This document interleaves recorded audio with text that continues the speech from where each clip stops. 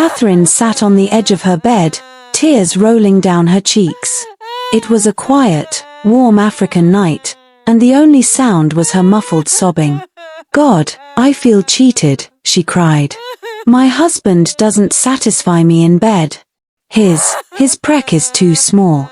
She held her pillow tightly, biting down on it to keep from waking her husband, Johnson, who was snoring soundly beside her. For years, Catherine had kept this painful secret buried deep inside. On the outside, she was a loving wife, but deep down, she was miserable. She couldn't understand why life had dealt her such a hand. "How long will I keep pretending?" she whispered to herself, her voice cracking. The next morning, Johnson came to her excitedly.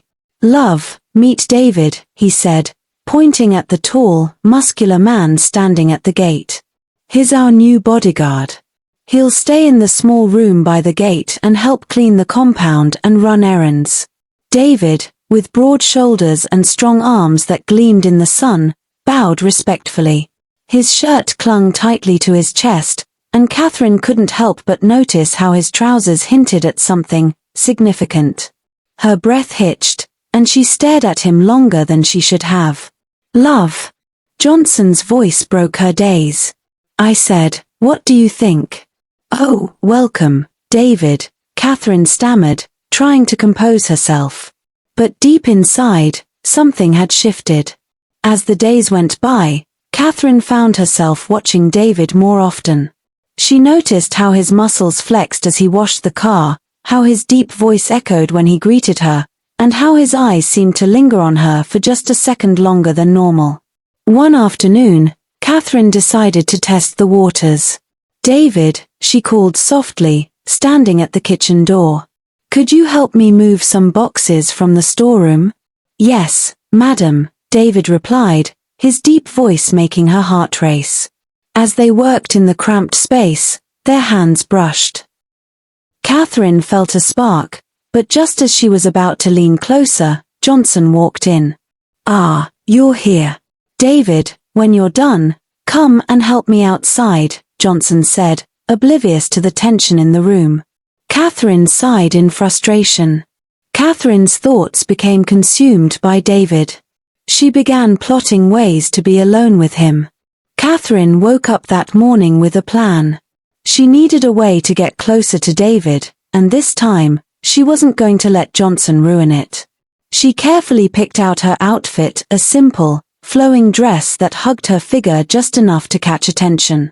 She looked in the mirror and practiced her innocent smile before heading downstairs.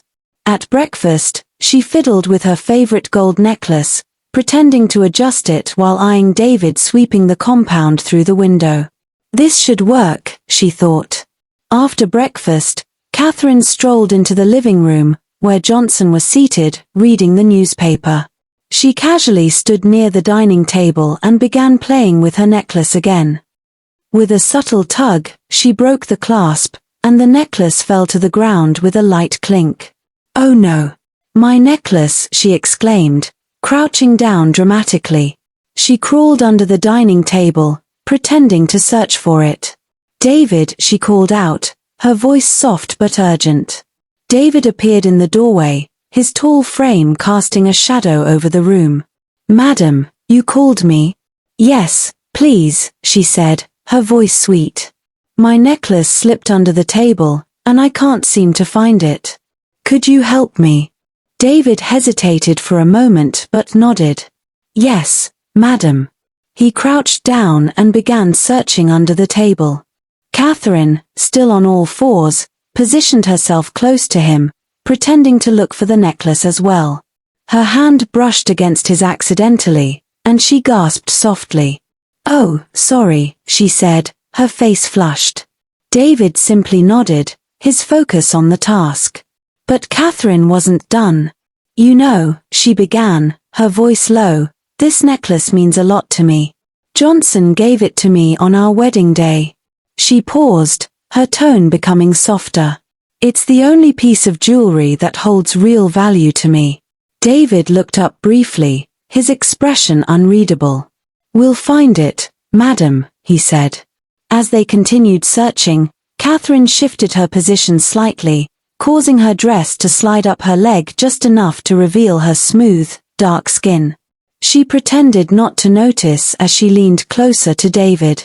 "There it is," she suddenly exclaimed, pointing to a spot just out of reach.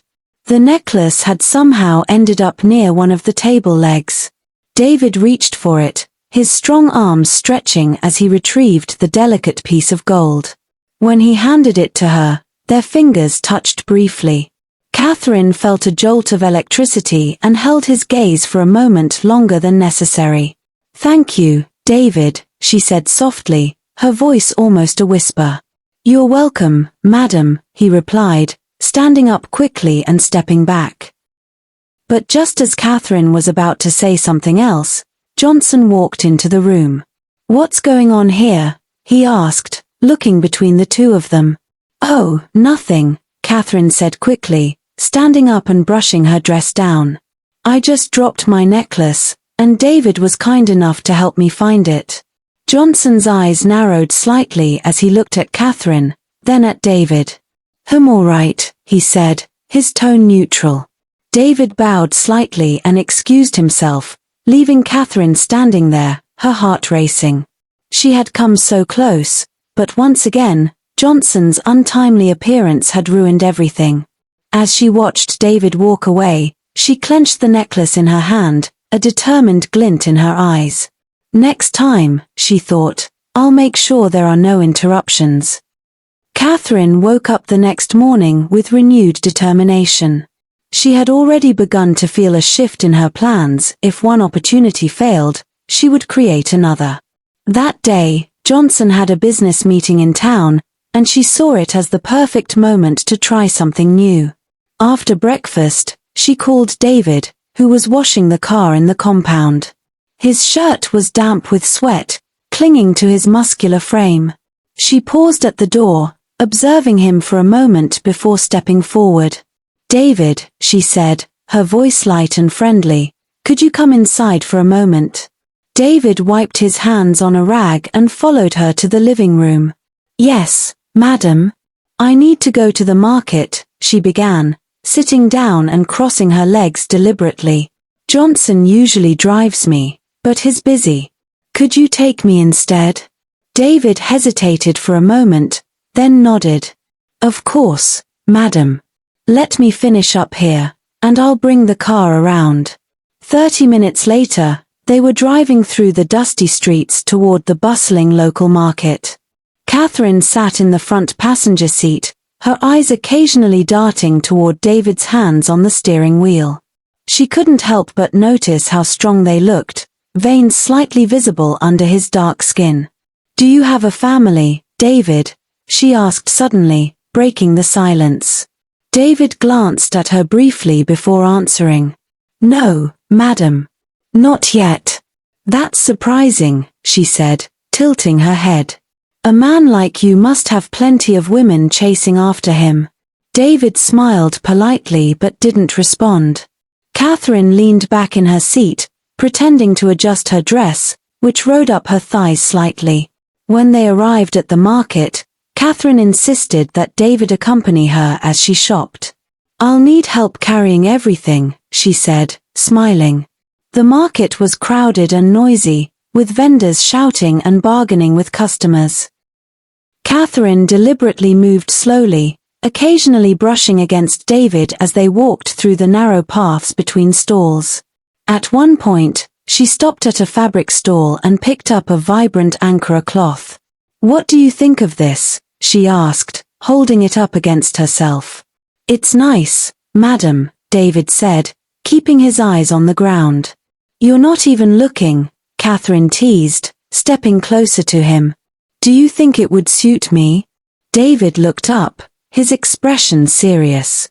"It would, madam," he said simply. Satisfied with his response, Catherine purchased the fabric and continued her slow stroll through the market. She bought vegetables, spices, and other items, all the while making small talk with David and trying to draw him into a more personal conversation.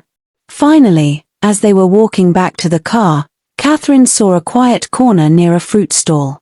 She stopped abruptly and turned to David. "David, wait," she said, lowering her voice. "Yes, madam," he replied, looking slightly puzzled. She stepped closer to him, lowering her shopping bags.